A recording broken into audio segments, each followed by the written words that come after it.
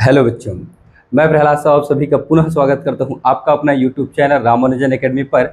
और आज के इस नए लेक्चर पर आज हम प्रारंभ करने वाले हैं 12वीं फिजिक्स अध्याय 2। ठीक, इससे पहले हम अध्याय को बहुत अच्छे से कवर कर लिए हैं, अच्छे से समझ लिए हैं। आप अध्याय को नहीं पढ़े हैं तो आप उसे पढ़िए और एक नोट्स तैयार करिए, क्योंकि अभी आपके पास समय है, अभी आपके पास गर्मी का समय है, अभी जून आने वाली है। पूरी जून में आप फिजिक्स की पढ़ाई यदि अच्छे से करते हैं तो मान के चलिए आपका 2-3 चैप्टर बहुत अच्छे से तैयारी हो जाएगा। विशेष रूप से यदि आप बायोलॉजी के स्टूडेंट हैं तो आने वाले समय में जैसे आपका स्कूल स्टार्ट होगा तो आपको दिक्कत जाएगा, क्योंकि आपको केमिस्ट्री भी पढ़ना है, बायोलॉजी भी पढ़ना है। तो फिजिक्स आपको अच्छे से करना है तो आप अभी से पढ़ाई स्टार्ट कर दीजिए और 1 से 1.5 महीना में कम से कम 3, 4, 5 चैप्टर बहुत अच्छे से कर लीजिए, ताकि आपको आने वाले समय में दिक्कत न जाए। तो आज हम पढ़ने वाले हैं अध्याय 2, स्थिर वैद्युत विभव तथा धारिता। आज की हमारी टॉपिक है परिचय है। इस चैप्टर के बारे में थोड़ा सा समझेंगे। इस चैप्टर में कौन कौन से टॉपिकों पर हम चर्चा करेंगे। विभव, वोल्ट, विभवांतर, संरक्षी बल, बिंदु आवेश के कारण किसी बिंदु पर विभव, ये आपका व्यंजक है। ठीक, तो आज की क्लास बहुत ही ज़्यादा बेहतरीन होने वाली है, शुरुआत से लेकर अंत तक बने रहेगा। ये सभी टॉपिक आपको बहुत अच्छे से समझ आएगा। साथ ही साथ आप समझ पाएंगे कि हमारे पूरे चैप्टर 2 में कौन कौन से टॉपिक हैं, पाठ्यक्रम में हम चर्चा करेंगे। चैनल पर नए हैं तो चैनल को सब्सक्राइब करें, साथ ही साथ बेल आइकन को प्रेस करिए। जैसे वीडियो अपलोड करेंगे उसका नोटिफिकेशन आपको मिल जाएगा। व्हाट्सएप पर रामानुजन एकेडमी के नाम से ग्रुप बना हुआ है, उस ग्रुप का लिंक डिस्क्रिप्शन और पिन कमेंट में है। ग्रुप में डेली का वीडियो और PDF उसमें भेज देते हैं। तो चलिए आज का सेशन स्टार्ट करते हैं। देखिए, आपको अच्छे से पढ़ाई करना है, अच्छे से नोट्स तैयार करना है। अध्याय के आप एक कंप्लीट नोट्स तैयार कर लीजिए, और जैसे ही आपका नोट्स तैयार होता है तो मान के चलिए आपके अध्याय का अच्छे से तैयारी हो गया होगा। ठीक, तो आज से स्टार्ट हो रहा है आपका अध्याय 2। तो सबसे पहले हम देखेंगे पाठ्यक्रम कि अध्याय 2 के पाठ्यक्रम में कौन कौन सी ऐसी टॉपिक हैं जिन पर हम पढ़ने वाले हैं, जिनको पढ़ने वाले हैं। तो देखिए, स्टार्ट होता है आपका स्थिर वैद्युत विभव तथा धारिता। धारिता का मतलब होता है कैपेसिटी, क्षमता। ठीक, और विभव का मतलब होता है, जब आप और आगे के टॉपिक देखेंगे तो आपको अच्छे से समझ आएगा। ये वैसे अभी फर्स्ट टॉपिक ही हमारा विभव है। स्थिर वैद्युत, इस चैप्टर में भी आपका जो वैद्युत है वो स्थिर है।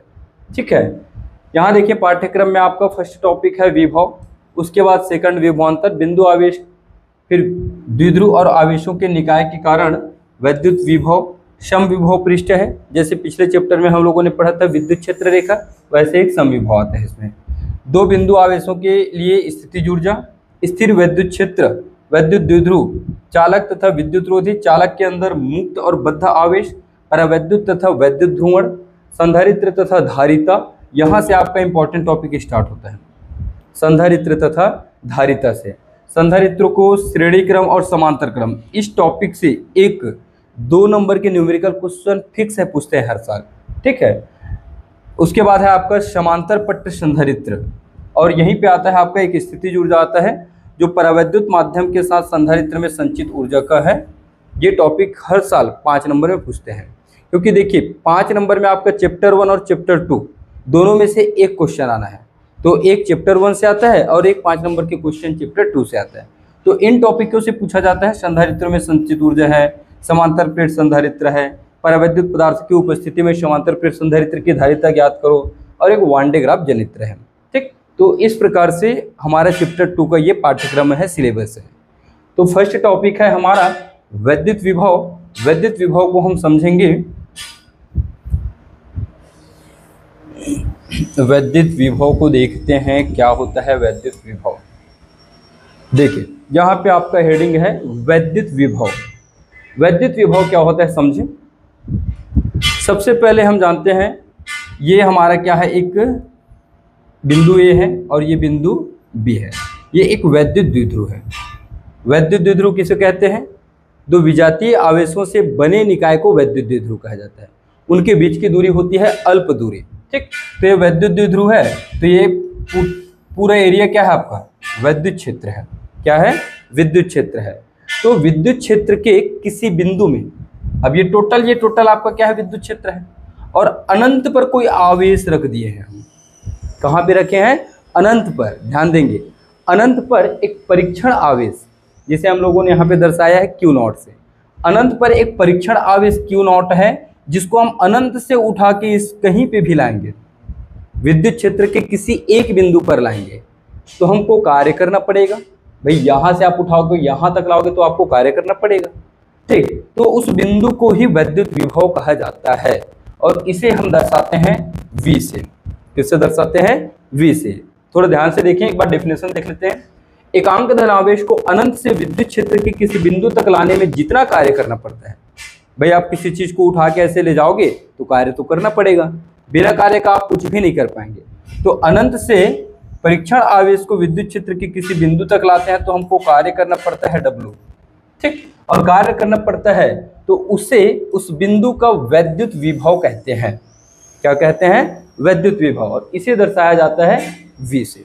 किससे दर्शाया जाता है? V से। अब V से हम दर्शाते हैं विभव को, विभव भी बोल सकते हो आप नॉर्मली। अब हमको कार्य करना पड़ रहा है तो कार्य को हम दर्शाते हैं W से। किसको उठा के ला रहे हैं? परीक्षण आवेश Q0 को। तो ये परीक्षण आवेश Q0, यह आपका विभव का सूत्र बन गया, ठीक।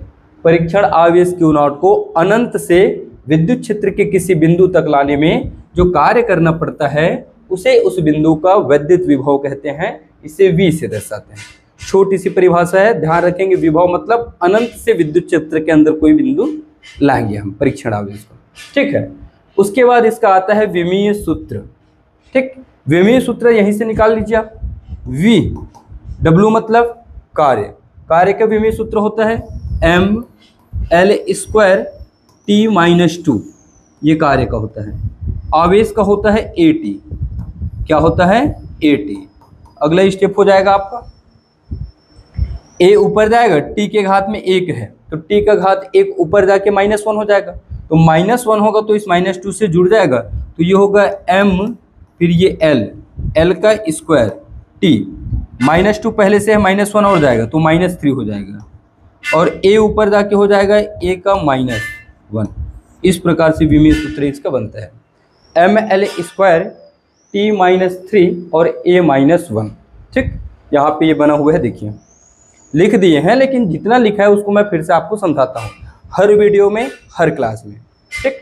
mL² T-3 और A-1, तो ये हुआ इसका विमीय सूत्र। विमीय सूत्र के बाद हम देखते हैं इसका SI मात्रक। डायरेक्ट याद रखेंगे, विभव का SI मात्रक होता है वोल्ट। क्या होता है? वोल्ट।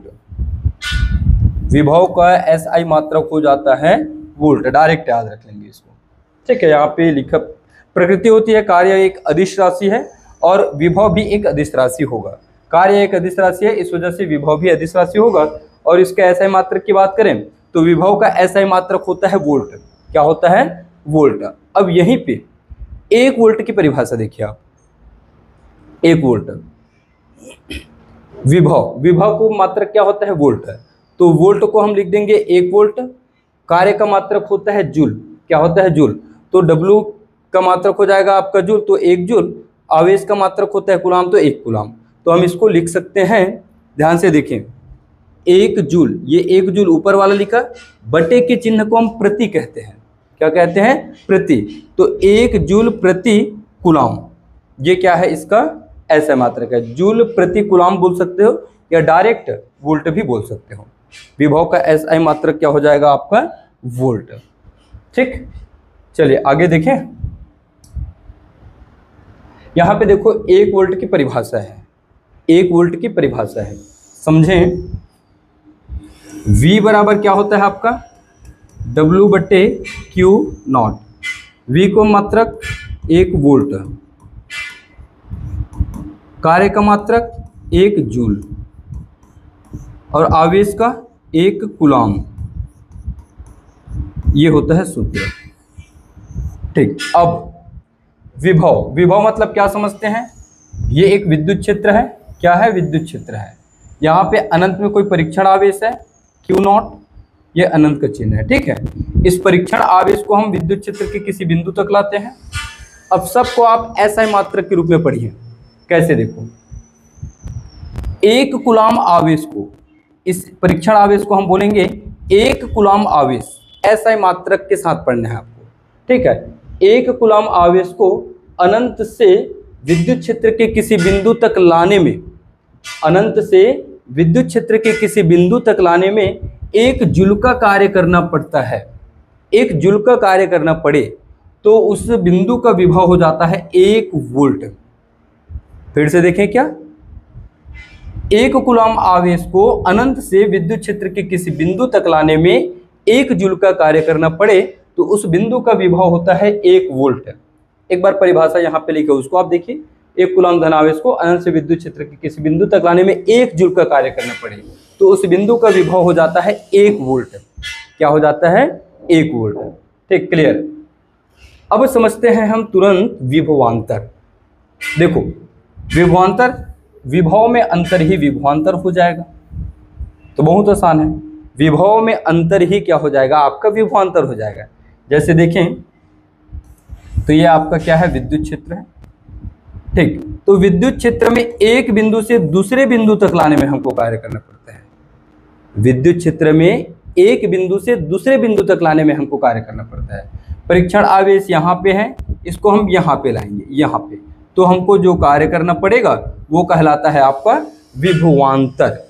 तो विभव क्या है आपका? अनंत से आता है, और विभवांतर में विद्युत क्षेत्र के ही अंदर में एक बिंदु से दूसरे बिंदु तक लाने में जो कार्य करना पड़ता है उसे कहते हैं हम विभवांतर। यहाँ पे देखिए परिभाषा, एकांक धन आवेश को विद्युत क्षेत्र में एक बिंदु से दूसरे बिंदु तक ले जाने में जो कार्य करना पड़ता है उसे उन दोनों बिंदुओं के बीच विभवांतर कहते हैं।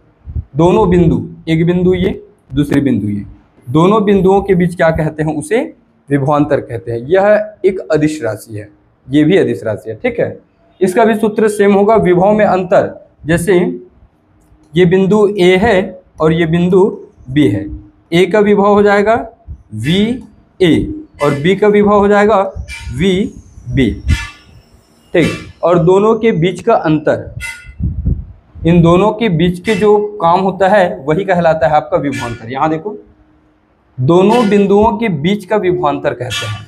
ठीक है, उसे उन दोनों बिंदुओं के बीच, तो ये हो जाएगा आपका, यहाँ से ए से आके बी में आएगा, तो V B minus V A, आप इसको ऐसे लिख सकते हैं, v is equal to V B minus V A, और V B minus V A आप इसको ऐसा भी लिख सकते हैं। ठीक, सेम टू सेम विभव का ही सूत्र यहाँ पे आप लिख सकते हैं।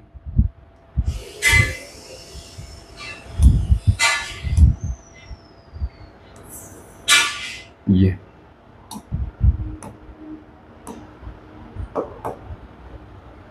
ठीक है, जो बाकी चीजें हैं उसको मैं मिटा देता हूं।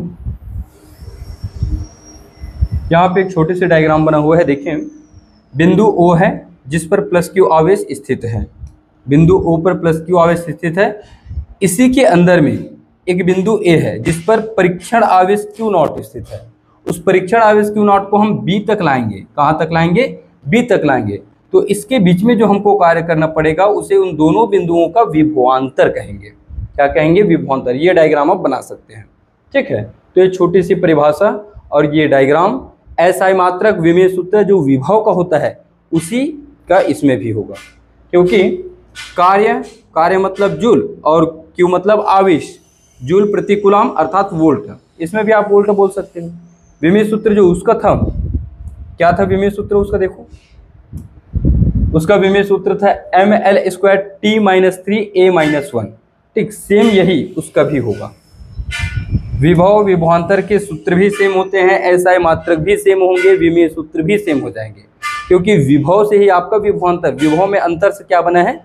विभवांतर। ठीक है, अब एक नेक्स्ट टॉपिक है हमारा स्थिर विद्युत बल संरक्षी बल।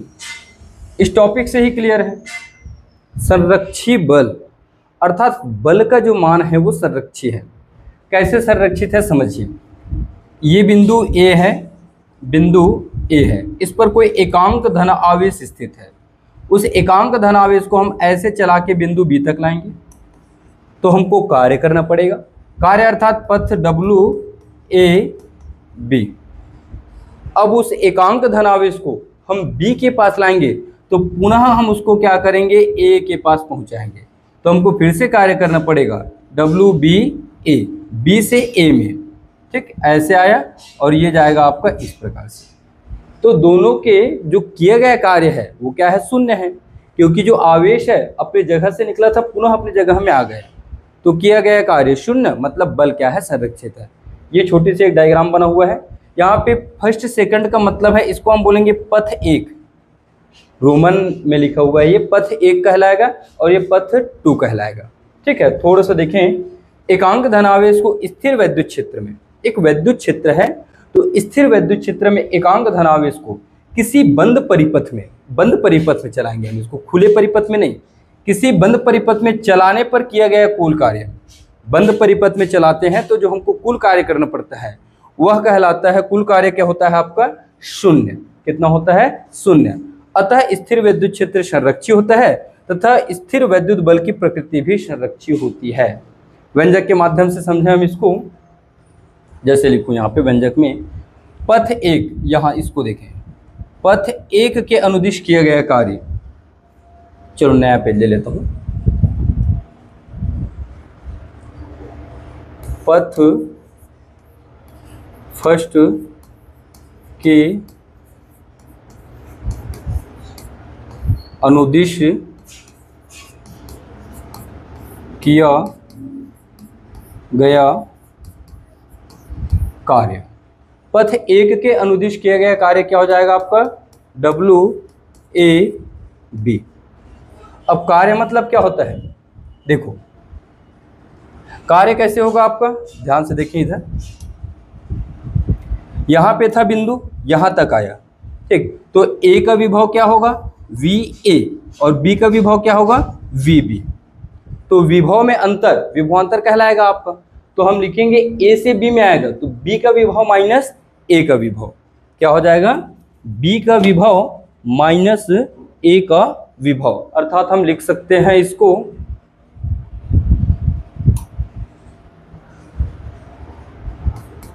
VB माइनस VA और बटे क्या होगा आपका Q0, क्या हो जाएगा Q0। देखो सिंपल सा सूत्र होता है, विभवांतर V का सूत्र होता है आपका W/Q, इसी सूत्र का प्रयोग हम यहाँ पे किए हैं। विभव को हमने बोल दिया विभवांतर, B का विभव माइनस A का विभव, W मतलब कार्य, Q मतलब परीक्षण आवेश, तो WAB बटे Q0, इसे आप देंगे समीकरण 1। इसी प्रकार पथ 2, यहाँ पे एक डायग्राम बना देता हूँ मैं, यहाँ आया A से B में, अब B से पुनः 2 A में जाएगा। इस पथ का नाम है फर्स्ट और इस पथ का नाम है सेकंड, ठीक, तो इसको हम लिखेंगे पथ 2 के अनुदिश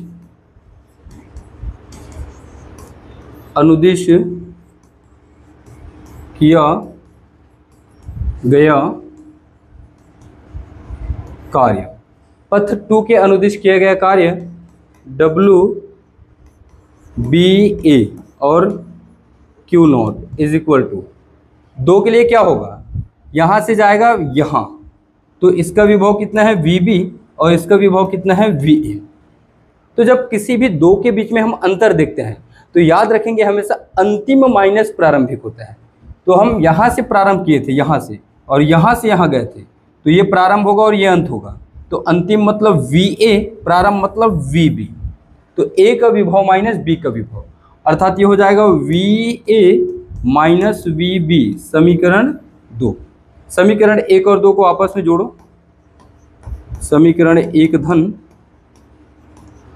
समीकरण 2, तो ये आपस में ऐड हो जाएंगे, WAB और ये Q0 और WBA और ये होगा आपका Q0 equal to VB minus VA, VB minus VA और VA माइनस VB, पूरे कट जाएंगे, plus VB plus minus VA minus और VA प्लस। इस प्रकार यहाँ पे टोटल मान मिल जाएगा आपको। इसको मैं फिर से कॉपी कर देता हूँ, थोड़ा सा अरेंज कर देता हूँ, क्योंकि उधर लेने से बेहतर है कि ये एक लाइन में हो जाएगा ये।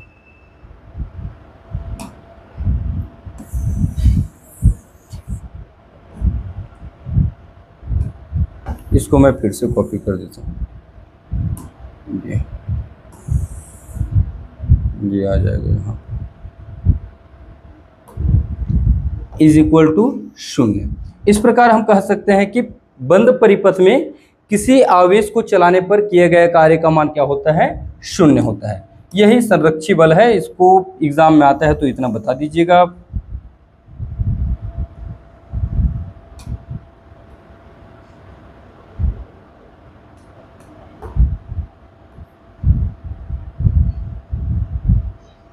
जी ठीक, देख लो डेफिनेशन वही है। एकांक धन आवेश को स्थिर वैद्युत क्षेत्र में किसी बंद परिपथ में चलाने पर किए गए कार्य शून्य होता है। और व्यंजक के भी माध्यम से हम लोगों ने देख लिया, ये शून्य इसका वैल्यू आता है। ये डायग्राम मैं मिटा देता हूं क्योंकि इसका पेज आपको मुझे भेजना होता है आपको।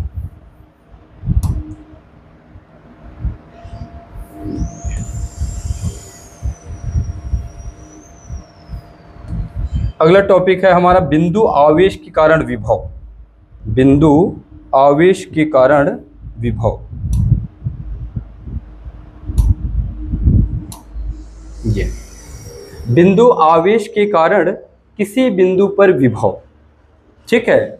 ध्यान से देखिएगा क्योंकि इसी व्यंजक का उपयोग करके हम आगे की व्यंजक समझेंगे। तो सबसे पहले हम देखते हैं एक बिंदु O है, ये बिंदु O है जिस पर प्लस Q आवेश स्थित है। इससे r दूरी पर एक बिंदु P है। इसकी दूरी कितनी है, r है। इस पर बिंदु P है और बिंदु P पर ही हम विभव ज्ञात करेंगे। क्या ज्ञात करेंगे, विभव ज्ञात करेंगे। ये प्लस है तो इसकी बल की दिशा कुछ इस प्रकार से हो जाएगा। अब जो O है, O से हम स्मॉल x दूरी पर एक बिंदु A लेते हैं। स्मॉल x दूरी पर एक बिंदु A लेते हैं, यहाँ पे मैं लूँगा A। और बिंदु A पर परीक्षण आवेश Q0 को रखूँगा और उसको मैं यहाँ से चला के B तक लाऊँगा, यहाँ तक B तक लाऊँगा। तो देखो O से A के बीच की दूरी कितनी है, स्मॉल x है। अब हम इसको थोड़ा सा चलाएंगे, A से हम B तक लाएंगे तो थोड़ा सा हमको काम करना पड़ेगा, थोड़ा सा। तो इस दूरी को हम कहते हैं dx। क्या कहते हैं, dx। तो ये छोटा सा डायग्राम है। इस डायग्राम का यहाँ पे थोड़ा हिंदी में लिखा हुआ है, एक बार समझें। माना बिंदु O पर प्लस Q आवेश स्थित है, बिंदु O पर प्लस Q आवेश स्थित है, उससे r दूरी पर एक बिंदु P है जहाँ विद्युत विभव ज्ञात करनी है। बिंदु O से स्मॉल x दूरी पर एक बिंदु A है जहाँ परीक्षण आवेश Q0 स्थित है। परीक्षण आवेश Q0 स्थित है। व्यंजक हम स्टार्ट करते हैं अब इसका, ठीक है। तो व्यंजक कैसे स्टार्ट करेंगे, कूलाम का नियम लगाएंगे। हमारे पास दो आवेश है, एक परीक्षण प्लस Q आवेश और परीक्षण आवेश आपका Q0। दो स्थिर बिंदु आवेशों के मध्य कूलाम का नियम लागू होता है। तो लिखेंगे यहाँ पे हम कूलाम के नियम से, कूलाम के नियम से, ठीक। परीक्षण आवेश Q0 पर लगने वाला बल, परीक्षण आवेश Q0 पर लगने वाला बल, परीक्षण आवेश Q0 पर लगने वाला बल, ठीक। परीक्षण आवेश Q0 पर लगने वाला बल, बल का सूत्र बोलो, 1/4 pi epsilon not Q into Q0 divide. दोनों आवेशों के बीच की दूरी कितनी है, एक आवेश ये और दूसरी आवेश ये यहाँ पे है, तो उसके बीच की दूरी है स्मॉल x। तो ये हो जाएगा x का स्क्वायर। ये आप समीकरण 1 देकर यहीं पे छोड़ दीजिए, ठीक है। अब हम देखेंगे जो हमारा परीक्षण आवेश है, ये जो हमारा परीक्षण आवेश है उसको हम A से B तक लाएंगे। A से B तक लाएंगे तो हमको अल्प कार्य करना पड़ेगा क्योंकि छोटी सी दूरी है वो। तो परीक्षण आवेश Q0 को A से B तक लाने में किया गया कार्य यहीं पे ले लेते हैं क्या, परीक्षण आवेश Q0 को A से B तक लाने में किया गया कार्य। कार्य का सूत्र क्या होता है? बल गुणा विस्थापन। बल गुणा विस्थापन। ठीक, हिंदी में लिख देते हैं। छोटा कार्य होगा, ए से बी तक आएगा तो उस कार्य का मान हो जाएगा डी डब्ल्यू। कार्य हो जाएगा आपका डी डब्ल्यू। बल, कौन सा बल लगेगा? कूलॉम बल। बल गुणा विस्थापन, विस्थापन डी एक्स। ये समझा रहा हूं ना मैं आपको। देखो ये ए पर है, ए से कहां पे आया? वो पॉइंट बी पर आया, ए से बी तक आया, तो इनके बीच की दूरी कितनी है? D x. डी एक्स दूरी तय करके वो ए से बी में आया है। डी एक्स एक अल्प दूरी है। अब यहाँ पे माइनस क्यों लगा है? क्योंकि विद्युत क्षेत्र की दिशा कुछ इस प्रकार से है और हमको उसके विपरीत कार्य करना पड़ रहा है। बल की दिशा क्या है? सीधा है, और पॉइंट यहाँ से यहाँ तक आ रहा है। तो जो डी एक्स की जो दिशा है वो विद्युत क्षेत्र के बल की दिशा के विपरीत है। यहाँ पे आप यह लिख सकते हो, ऋण चिन्ह यह प्रदर्शित करता है कि विद्युत बल और विस्थापन एक दूसरे के विपरीत हैं। यहाँ माइनस के बारे में बता सकते हैं। ऋण चिन्ह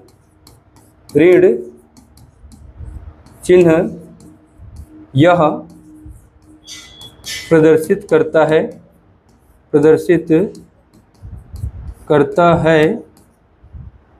विद्युत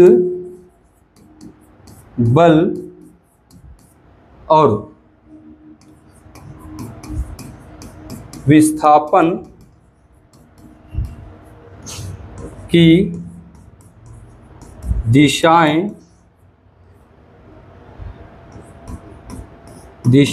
विपरीत है। सिंपल सी बात है, बल की दिशा कुछ इस प्रकार से है और हमको इसके विपरीत इधर आना पड़ रहा है, क्योंकि हमने ए को यहाँ पे लिया है और बी यहाँ लिया है, तो ए से बी ऐसे आ रहा है, तो दिशा विपरीत है। इस वजह से यहाँ पे हमने दर्शाया है माइनस डी। अब एफ का मान हम समीकरण 1 से रखेंगे। देखिए समीकरण 1 से एफ का मान है 1/4 पाई एप्सिलॉन नॉट, और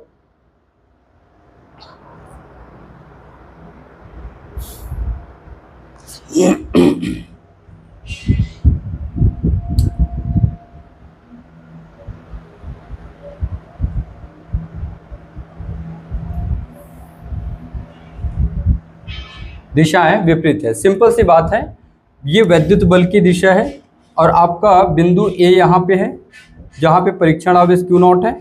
यहाँ से यहाँ तक आया तो आपको देखो उल्टा आना पड़ रहा है। ये दिशा ऐसी है, आपको ऐसे आना पड़ रहा है, तो वहाँ पे इसलिए हम यहाँ पे माइनस लगाए हुए हैं।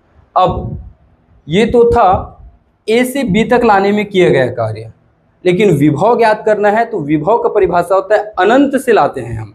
कहाँ से लाते हैं? अनंत से। और अनंत की छोटी छोटी चीज़ों को जोड़ने के लिए समाकलन के चिन्ह का प्रयोग करते हैं। तो मान के चलते हैं अब ये जो आपका परीक्षण आवेश है वो बहुत दूर है, अनंत पर है। कहाँ पे है? अनंत पर है। ठीक, तो अनंत से हम बिंदु पी तक लाएंगे। अब उसको पिछला डायग्राम देखो, ये मिटा दीजिए। ये अनंत है, बहुत दूर है। अनंत में आपका परीक्षण आवेश है, इसको उठा के आपको बिंदु पी तक लाना है। जैसे ही बिंदु पी तक लाओगे तो उनकी दूरी क्या है? स्मॉल आर है। तो अनंत का और स्मॉल आर का हम लिमिट लेंगे और अनंत दूरियों को जोड़ने के लिए समाकलन के चिन्ह का प्रयोग करते हैं, ध्यान रखेंगे। ठीक है, तो चलिए लिखते हैं। परीक्षण आवेश क्यू नॉट को अनंत से बिंदु पी तक लाने में किया गया कार्य। परीक्षण आवेश क्यू नॉट को अनंत से बिंदु पी तक लाने में किया गया कार्य। लाने में किया गया कार्य। ठीक है, अनंत से बिंदु पी तक लाने में किया गया कार्य। डी क्यों लगाए थे? ए से बी तक आया था इसलिए, लेकिन संपूर्ण कार्य हो रहा है तो डी हट जाएगा, तो सिर्फ आएगा यहाँ पे डब्लू। क्या आएगा? डब्लू। समाकलन के चिन्ह का प्रयोग करना है। अनंत दूरियों के लिए समाकलन का चिन्ह लगता है। लिमिट लगेगा, अनंत से लेके बिंदु पी में आया मतलब आर, अनंत से लेके अनंत से आर तक, आर मतलब बिंदु P, और ये आ जाएगा आपका एफ डी एक्स, माइनस बाहर निकाल देना, ये माइनस बाहर निकल जाएगा। ठीक है, अब एक काम करना है, एफ को बाहर निकालो, उसके बाद समीकरण 1 से एफ का वैल्यू रख देना। यह एफ, समीकरण 1 से एफ का वैल्यू रखो, समीकरण 1 से, समीकरण 1 देखिए, एफ का वैल्यू क्या है, 1/4πε0 Q into Q not upon X का स्क्वायर। तो ये हो जाएगा आपका W minus infinite to R, F का value 1/4πε0 Q into Q not divide by X का स्क्वायर, और बगल में है ये dx। समाकलन के चिन्ह से अचर पद सबके सब बाहर निकल जाते हैं। यहाँ पे dx के सापेक्ष समाकलन है, तो सिर्फ एक्स स्क्वायर बस रुकेगा, बाकी सब बाहर निकल जाएंगे। तो कुछ इस प्रकार से हो जाएगा, ये माइनस q और q नॉट बाहर निकलेंगे, q और ये q नॉट, नीचे 4πε0 समाकलन अनंत से लेके ये r तक, और 1/x के स्क्वायर, और ये dx। समाकलन का सूत्र जानते हैं, समाकलन का सूत्र जानते हो क्या आप, एक्स एन का, देखिए समाकलन का ये सूत्र होता है, समाकलन x n d x x n plus 1 divide by n plus 1, ये सूत्र होता है समाकलन का। इसी सूत्र का प्रयोग हम यहाँ पे करेंगे। ठीक, थोड़ा सा इसको एक स्टेप आगे ले जाते हैं। W इज इक्वल टू आपको मिलेगा माइनस क्यू और क्यू नॉट 4πε0, समाकलन अनंत से लेके r की लिमिट, एक्स स्क्वायर ऊपर जाएगा तो घातांक के नियम से वो हो जाएगा -2 और ये dx। अब इस सूत्र को आप इसके साथ कंपेयर करिए, x -2 x n, तो n के जगह पे आपको दिख रहा है -2, dx है तो यहाँ भी dx है, तो जहाँ जहाँ पे n है वहाँ पे रखना है आपको -2।